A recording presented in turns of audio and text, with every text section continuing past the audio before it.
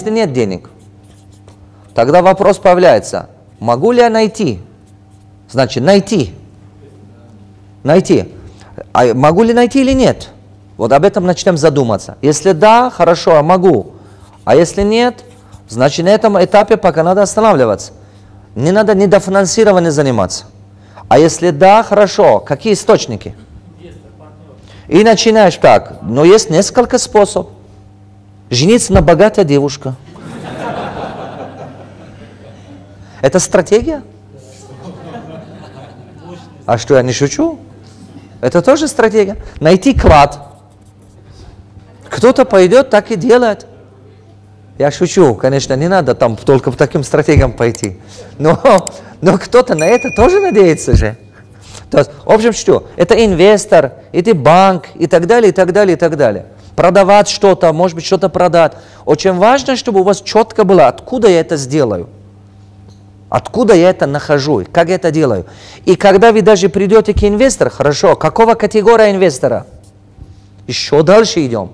Мы чем уточняем, разжевываем, четко мы поймем, куда двигаться. Кто мне понял? Не надо говорить, я пойду искать инвестора. Это абстрактно, тяжело тебе найти. А если ты не то для себя не определил, кто твой инвестор, очень сложно делать. Хорошо, инвестор. Какого категория инвестора? И мы распишем его. Кто он? Какого категория инвестора? Например, если ты занимаешься торговлей, лучше ищи инвестора, который понимает торговлю. То есть ищи инвестора из того среда, из того отрасли. Это надо писать. Ищи инвестора из кого? Из того среда, из того отрасли. Например, почему много инвесторов отказывают вам? Есть такая проблема. Вы занимаетесь производством, предлагаете чиновнику быть инвестором. Он не понимает ваше направление. Или вы, например, занимаетесь, скажем, торговлей, вы приходите, предлагаете инвесторам быть человека, который постоянно в гостинице заработал, или недвижимость заработал. И поэтому, когда эта сфера для него непонятна, он отказывает вам. Один из самых важных путей – всегда ищи инвестора, тот, который в твоем отрасли успешный. И тогда он тебе вкладывает не только деньги.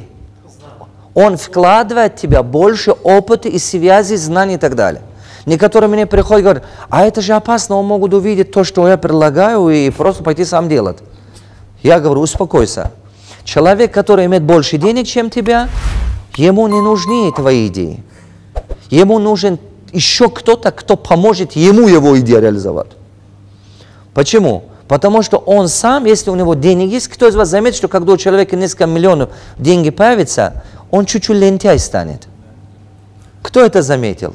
Да ему неохота пойти бегать, что-то делать. Он наоборот, если видит, что ты талантлив, он говорит, я тебе еще сверху отдам пару миллионов, давай работай. Ни один человек так не будет делать, ребята. И правую руку поднимаем, повторим за мной. Если женщина забеременеет, она сама должна рожать. Как бы другие не жалели ее, она не рожает. Другой не он. Ни папа, ни мама, ни муж. Никто не поможет в этом. Если это означает, что идея у вас в голове появилась, точно так, только вы можете его реализовать. Если кто-то другой реализует, он будет чуть-чуть другой. Но не будет такой, как вы задумались. Он будет, но будет с каким-то другим уклоном, другой бизнес-модель получается, с какими-то дополнительными, другие ценности будут. Но он точно такой, как вы задумались, не получится.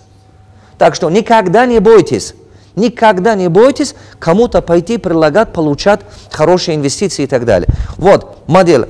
Какой инвестор мне нужен? Хорошо, в сфере торговли, значит, стоит в сфере торговли. Ага. А после этого что, определили в сфере торговли? Хорошо. А теперь, где его искать? И составляем список тех людей, где его искать. Где он ходит. И начинаем туда ходить, где он ходит. Кто мне понял? Если связь есть, если у нас есть такие связи, это круто. Если нет, когда мы распишем портрет его, вот мы поняли, какой нам нужен инвестор. Его портрет написали. Например, человек, который разбогател в торговле и так далее. Мы его портрет расписали, уже знаем его прототип. Аватарку расписали себе, кто он. И мы начинаем потом составить дальше, где он ходит. Где он ходит? Я знаю, что в Алмате один парень мне рассказал, я просто 1,5 часа почти смеялся от этого. Он был у меня на тренинге, когда вот такого рассказывал, когда это мой рассказ, это 2012-2013 год, по-моему. Он после моих вот общения, консультаций, он пошел, оказывается, расписал все так. И четко за одной агашкой следит. Послушайте, он следит с ним, а узнает, что эта агашка останавливается в какой-то там такой гостинице, президентский номер и так далее. Что он делает? Каждый раз, вот эта девушка, которая администратор гостиницы уговаривает, говорит, послушай, я тебя очень прошу, я так хочу знакомиться с этим человеком, я узнал, что он останавливается у вас. Она говорит, ну да, он у нас останавливается и так далее.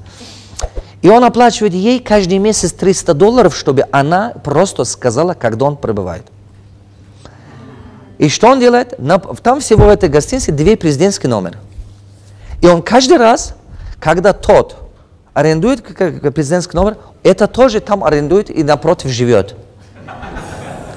Послушайте, интересная история. И когда я это слышу, я так смеялся, он говорит, вы не представляете, Давлат говорит.